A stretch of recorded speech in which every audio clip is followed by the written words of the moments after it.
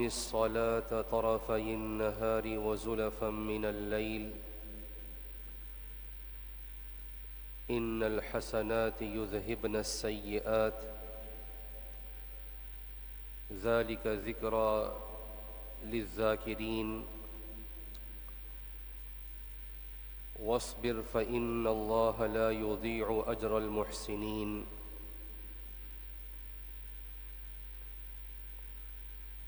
وعن أبي هريرة رضي الله عنه أن رسول الله صلى الله عليه وسلم قال الصلوات الخمس والجمعة إلى الجمعة ورمضان إلى رمضان مكفرات لما بينهن إذا اجتنب الكبائر أخرجه الإمام مسلم في صحيحه۔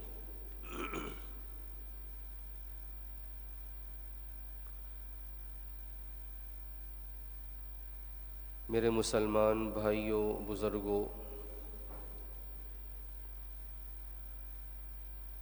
رمضان المبارک کا مقدس مہینہ اپنی برکتوں اور رحمتوں کے ساتھ بڑی تیزی کے ساتھ رخصت ہو گیا۔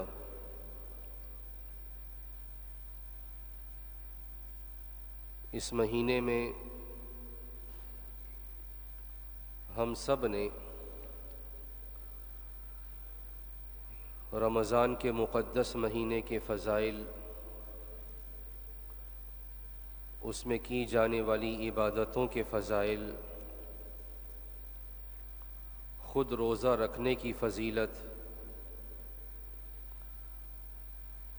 قیام کرنا، تراویح پڑھنا، اس کی فضیلت، اور اپنے آپ کو کھانے پینے سے روکے رکھنا، گناہوں سے بچائے رکھنا، ان سب کے فضائل اور آداب بڑی تفصیل کے ساتھ ہم سب نے علماء کرام سے سنا، اور الحمدللہ مسلمانوں کی بڑی تعداد رمضان کے اس مقدس مہینے میں مسجدوں میں نظر آئے، اعمال صالحہ کا اہتمام کیا، اور دنیا بھر کی مساجد میں اعمال صالحہ کی رونقیں نظر آئیں، قرآن کریم کی تلاوتیں ہوئیں، قرآن کریم کے ختم ہوئے، لوگوں نے اعتکاف کیا، دعائیں مانگیں، اور ہم نے شاید عید الفطر کے موقع پر یہ بیانات بھی سنے ہوں گے کہ اللہ رب العزت عید الفطر والے روز فرشتوں کو مخاطب کر کے فرماتے ہیں کہ اس مزدور کی مزدوری کا کیا حق ہے جو اپنی مزدوری پوری کر کے آئے، اس مزدور کی مزدوری کا کیا حق ہے جو اپنی مزدوری پوری کر کے آئے۔ تو فرشتے عرض کرتے ہیں کہ اے اللہ تعالی، اس کا حق یہ ہے کہ اس کا بدلہ اسے پورا پورا دے دیا جائے۔ تو اللہ تعالیٰ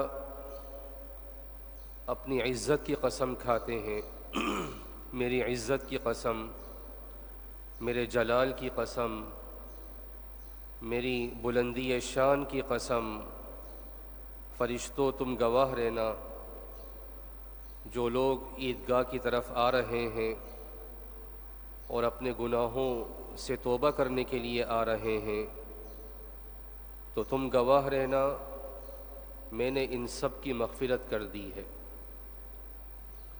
اور حدیث میں آتا ہے کہ عید الفطر والے روز تمام مسلمان گھروں کو لوٹتے ہیں اس حال میں کہ ان کے گناہ بخش دیے گئے ہوتے ہیں۔ تو یہ بیان بھی ہم نے سنا۔ کہنے کا مقصد یہ ہے کہ ابھی چند روز قبل اللہ رب العزت کی طرف سے مغفرت کا پروانہ ملا ہے، گناہوں کی معافی کا اعلان ہوا، فرشتوں کو اس پر گواہ بنایا گیا، اور اس عید کے دن سے پہلے خود رمضان کا لمحہ لمحہ، رمضان کا ہر وقت مغفرت کا وقت تھا، گناہوں سے بخشش کا موقع تھا۔ جن مسلمانوں نے رمضان کے روزوں کے آداب کا خیال رکھا، رمضان کے روزوں کے تقاضے پورے کیے، یقیناً اللہ رب العزت کی ذات عالی سے امید ہے، نبی اکرم صلی اللہ علیہ وسلم کے وعدے ہیں کہ ایسے روزے داروں کی مغفرت ہو جاتی ہے۔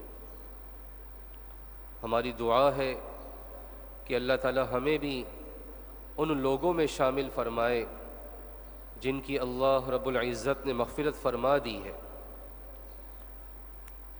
اور ہم اللہ سے امید رکھتے ہیں کہ جو وعدے اللہ تعالیٰ نے اپنے نیک بندوں کے لیے کیے ہیں وہ ہمارے لیے بھی ہوں گے۔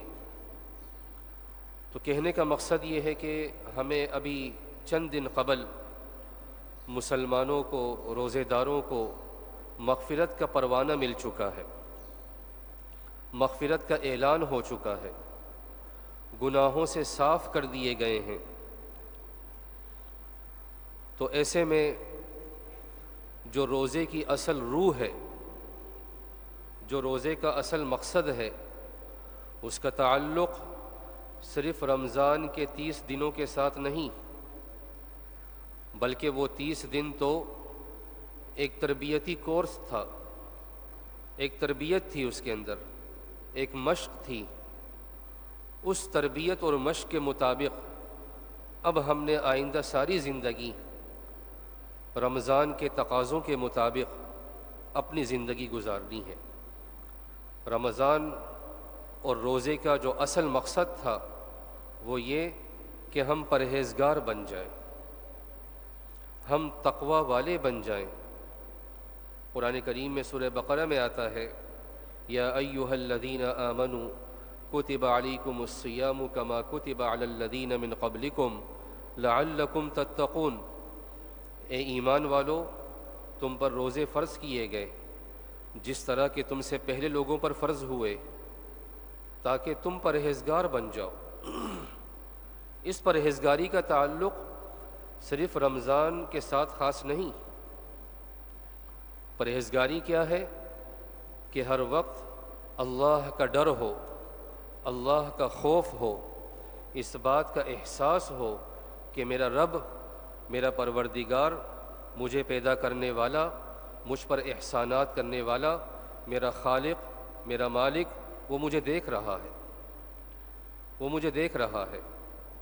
رمضان کے مہینے میں بند کمرے میں ہم کھانا نہیں کھاتے تھے، اس لیے کہ یہ احساس رمضان کی برکت سے نصیب ہوا، یہ تربیت ملی کہ رب دیکھ رہا ہے، اللہ دیکھ رہے ہیں۔ شدید پیاس لگی ہے، کوئی دیکھنے والا نہیں تھا، لیکن یہ احساس دل کے اندر موجود تھا، اگرچہ کوئی نہیں دیکھ رہا، کسی کو معلوم نہیں، لیکن رب میرا دیکھ رہا ہے۔ یہ احساس رمضان کی برکت سے نصیب ہو جانا یہ بہت بڑا مرتبہ ہے میرے دوستو۔ کیا مرتبہ ہے؟ کہ ہر وقت یہ استحضار رہے، یہ احساس رہے کہ میرا تعلق اللہ سے مضبوط ہے، میرا رب مجھے دیکھ رہا ہے۔ اور جب یہ احساس ہر وقت ہو، نمازوں میں ہو، عبادت کے وقت ہو، لین دین کے وقت ہو، گھر والوں کے ساتھ رہتے وقت ہو، بچوں کے درمیان ہو، اپنے ماتحتوں کے درمیان ہو، کہ میرا رب مجھے دیکھ رہا ہے، تو یقیناً ہم میں سے کوئی ناانصافی نہیں کرے گا، کوئی اللہ رب العزت کی نافرمانی نہیں کرے گا۔ یہ احساس، وہ احساس جو ہمیں رمضان میں نصیب تھا، اسے ہمیں برقرار رکھنا ہے، اسے رمضان کے بعد بھی برقرار رکھنا ہے۔ اور بنیادی مقصد یہ تھا کہ ہم گناہوں سے بچنے والے ہوں، کہ رمضان کے مہینے میں روزے کی وجہ سے یہ کوشش ہوتی تھی کہ روزہ ہے، زبان سے کوئی غلط بات نہ نکلے، زبان کی حفاظت، نہ گالی نکلے، نہ جھوٹ، نہ غیبت، نہ کسی پر بہتان، نہ غصہ، نہ الزام تراشی، زبان کی حفاظت، زبان کو قابو میں رکھنا۔ یہ تربیت تھی رمضان کی وجہ سے۔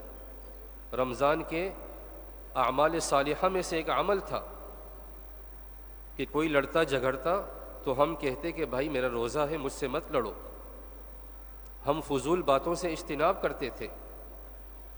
یہ عمل ہم نے برقرار رکھنا ہے، رمضان کے بعد ساری زندگی برقرار رکھنا ہے، کہ زبان کی ہر بول کا کل قیامت کے دن حساب ہوگا، ہمارے ہر عمل کا کل قیامت کے دن حساب ہوگا۔ یہ سوچنا کہ ہم جو کہہ گئے وہ ہم بھول گئے اور نعوذ باللہ اللہ بھی بھول گئے، نہیں۔ آج کل تو معاملہ سمجھنے کا آسان ہے کہ ہمارا وہ پیغام جو موبائل کے ذریعے ہم نے مہینوں پہلے بھیجا ہو، اگر اسے ہم سرچ کرنا چاہیں، اسے تلاش کرنا چاہیں، اسے نکالنا چاہیں، اسے کسی پروف کے طور پر پیش کرنا چاہیں تو ہم نکال سکتے ہیں۔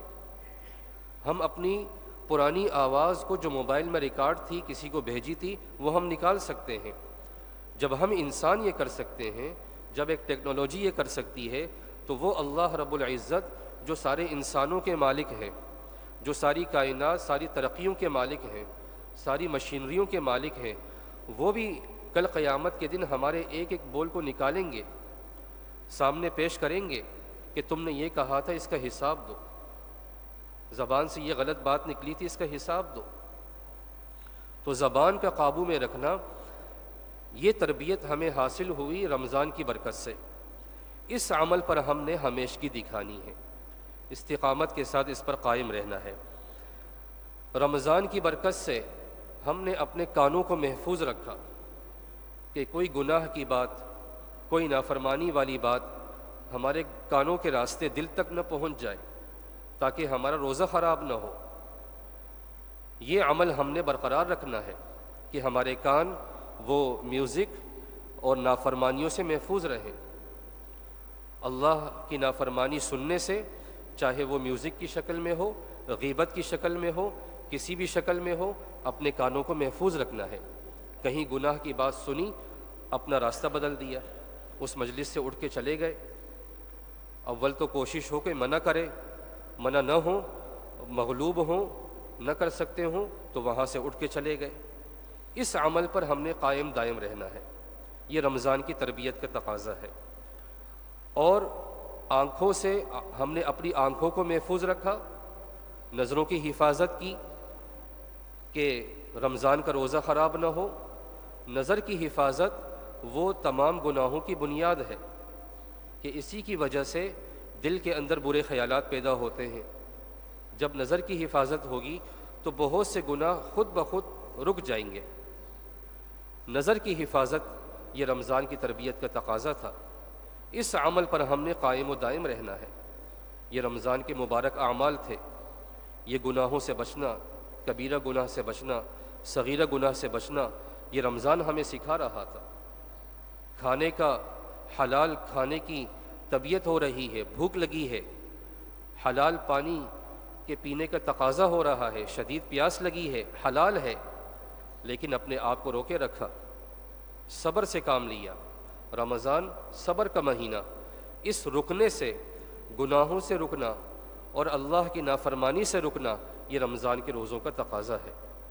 برے خیالات آ جاتے ہیں، کوشش کریں کہ ان خیالات کو رفع دفع کریں، اللہ کی طرف متوجہ ہوں، دل پر لا الہ الا اللہ کا ذکر جاری ہو کہ اس کی بدولت برے خیالات دفع ہو جاتے ہیں۔ لا حول ولا قوت الا باللہ کا ورد ہو کہ اس کی وجہ سے شیطان بھاگ جاتا ہے۔ ہم کہتے ہیں کہ برے خیالات آ جاتے ہیں، خیالات پر تو ہمارا کنٹرول نہیں، ہم بے اختیار ہیں۔ ہم یہ کر سکتے ہیں کہ ان خیالات سے محفوظ رہنے کے لیے دل پر اللہ کے ذکر کو زور دیں، دماغ پر اللہ کی یاد کو زور دیں۔ اللہ کو یاد کریں گے، جہاں اللہ کا تذکرہ ہوگا وہاں کبھی برا خیال نہیں آ سکتا، وہاں شیطان نہیں آ سکتا۔ تو رمضان کے جتنے نیک اعمال تھے، خصوصاً جو رمضان کی روح ہے کہ گناہوں سے بچنا، پرہیزگاری اختیار کرنا، اس کا تعلق ساری زندگی سے ہے۔ اور کہنے والے کہہ گئے ہیں کہ جب تم ساری زندگی رمضان والی گزارو گے، تقوی والی گزارو گے، گناہوں سے اجتناب والی گزارو گے، تو قبر اور آخرت میں تمہیں عید نصیب ہوگی، خوشی نصیب ہوگی۔ عید کے دن کیسی خوشیاں ہوتی ہیں؟ وہ روزے دار، وہ عبادت گزار جو سارا مہینہ تھک چکا ہو، جب اسے اللہ کا حکم ملتا ہے کہ اب تم کھاؤ پیو، اب تم خوشی مناؤ، تو حقیقی خوشی اسی کی ہوتی ہے کہ اس کی خوشی رب کی طرف سے تحفہ ہوتا ہے۔ ذرا سوچیں، جب مرنے کے بعد ہم دوبارہ اٹھیں گے اور ہماری زندگی رمضان والی گزر چکی ہوگی، گناہوں سے بچنے والی گزر چکی ہوگی، اللہ کی نافرمانی سے بچنے والی گزر چکی ہوگی، تو اس دن کتنی خوشی نصیب ہوگی۔ یہ عید کی خوشی تو ایک جھلک ہے، معمولی جھلک۔ حقیقی خوشی تو موت کے بعد ہے۔ تو سب سے بڑا مقصد، سب سے بڑا تقاضا وہ گناہوں سے بچنا ہے۔ صحیح مسلم کی صحیح حدیث ہے، حضرت ابو ہریرہ رضی اللہ تعالی عنہ فرماتے ہیں، اللہ کے رسول صلی اللہ علیہ وسلم نے ارشاد فرمایا، الصلوات الخمس والجمعۃ الی الجمعہ ورمضان الی رمضان مکفرات لما بینہن اذا اجتنب الکبائر، کہ پانچوں نمازیں، ایک نماز سے لے کر دوسری نماز کے درمیان کا وقفہ، اور ایک جمعے سے لے کر دوسری جمعے تک کا وقفہ، اور ایک رمضان سے لے کر دوسرے رمضان کے درمیان کا جو وقفہ ہے، ان وقفوں کے درمیان کیے جانے والے سارے گناہ اللہ رب العزت ان اعمال کی وجہ سے معاف کر دیتے ہیں۔ کہ اگر دو نمازوں کے درمیان کوئی گناہ ہو گیا، صغیرہ گناہ، کبیرہ گناہ کے لیے توبہ شرط ہے، کہ اگر دو نمازوں کے درمیان کوئی گناہ سرزد ہو جائے، ایک نماز پڑھی فجر کی نماز، درمیان میں کوئی غلطی سے گناہ ہو گیا، جان بوجھ کر ہو گیا، پھر ظہر کی نماز پڑھ لی، دونوں نمازوں کے درمیان جو گناہ ہوا اللہ رب العزت ان دو نمازوں کی وجہ سے معاف کر دیتے ہیں۔ اسی طرح ایک جمعے سے لے کر دوسرے جمعے کے درمیان جو وقفہ ہے پورے ہفتے کا، اس پورے ہفتے کے درمیان اگر کوئی گناہ سرزد ہو جائے، صغیرہ گناہ، اور اعمال کی پابندی کرتا رہے، نمازیں پڑھتا رہے، تو وہ سارے صغیرہ گناہ پورے ہفتے کے معاف ہو جاتے ہیں۔ ایسے ہی ایک رمضان سے لے کر دوسرے رمضان کے درمیان جو لمبا وقفہ ہے پورے سال کا، اس پورے سال کے وقفے میں اعمال کی پابندی کے ساتھ ساتھ اگر کوئی گناہ سرزد ہو جائے، صغیرہ گناہ، تو اللہ رب العزت ان دو رمضانوں کی برکت سے ان تمام گناہوں کو معاف کر دیتے ہیں۔ حدیث کے آخر میں ہے، اذا اجتنب الکبائر، شرط یہ ہے کہ وہ کبیرہ گناہوں سے اجتناب کرنے والا ہو۔ تو میرے دوستو، یہ نیک اعمال گناہوں کو مٹانے کا ذریعہ ہے۔ ان الحسنات یذہبن السیئات، بے شک نیکیاں وہ گناہوں کو دھو دیتی ہیں۔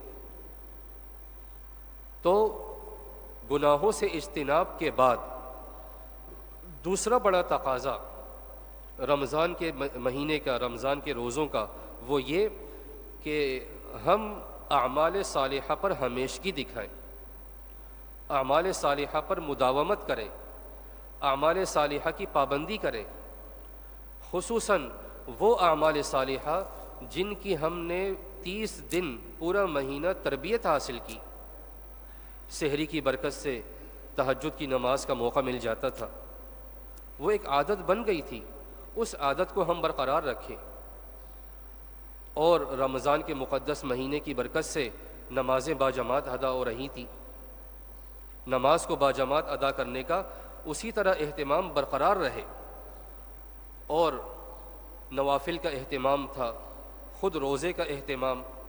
یہ جو شوال کا مہینہ اب شروع ہے، عید الفطر کا مہینہ، شوال کا مہینہ ہے، اور یہ 11واں مہینہ ہے، اس کے بعد ذوالحجہ کا 12واں مہینہ ہے، پھر محرم سے نیا سال شروع ہوتا ہے۔ اس شوال کے مہینے میں حدیث پاک میں آتا ہے کہ جو شخص شوال کے مہینے میں 6 روزے رکھے گا، نفلی 6 روزے رکھے گا، وہ ایسا ہے، ایک حدیث میں آتا ہے گویا اس نے پورے سال روزے رکھے۔ جو شخص اس شوال کے مہینے میں 6 روزے رکھے گا، وہ شخص ایسا ہے گویا اس نے پورے سال روزے میں گزارا، پورے سال روزے کا ثواب۔ اور دوسری حدیث میں آتا ہے یہ شخص ایسا ہے گویا سارے زمانے اس نے روزہ رکھا، ساری زندگی روزے کی حالت میں گزری۔ تو رمضان کے 30 روزے ہیں، اور اس کی تشریح میں یہ علماء نے یہ تفصیل بیان کی ہے کہ پورے سال کا ثواب کیسے ملتا ہے۔ اس کا حساب نکالا ہے کہ رمضان کے 30 روزے ہیں اور 6 روزے شوال کے رکھ لیے نفلی روزے، 30 اور 6 36، اور اللہ کا وعدہ ہے من جاء بالحسنۃ فلہ عشر امثالھا، کہ جو ایک نیکی لے کر آئے گا اس کے بدلے 10 گنا ثواب ملے گا۔ تو ان 36 روزوں کو اگر ہم 10 میں ضرب دیں تو 360 بن جاتے ہیں۔ 36 روزوں کی وجہ سے ہمیں 360 روزوں کا ثواب ملتا ہے، اور پورے سال تقریباً 360 دن ہوتے ہیں۔ تو اس حساب سے جو شخص رمضان کے 30 روزے پورے کرے اور پھر اس کے بعد 6 روزے شوال کے رکھے، یہ نفلی روزے ہیں، رکھنے میں زیادہ ثواب ہے، نہ رکھنے میں کوئی حرج نہیں، تو ان 36 روزوں کی وجہ سے پورے سال کے روزوں کا ثواب ملتا ہے۔ میرے دوستو، یہ مہینہ ہے اور اس میں یہ مسئلہ بھی ہے کہ یہ 6 روزے آپ ایک ساتھ بھی رکھ سکتے ہیں مسلسل، اور الگ الگ کر کے بھی رکھ سکتے ہیں مختلف ایام میں، مہینہ ختم ہونے سے پہلے ایک دن روزہ رکھا، ایک دن افطار کیا۔ تو اس اعتبار سے ہم اس مہینے میں ان روزوں کا بھی اہتمام کریں۔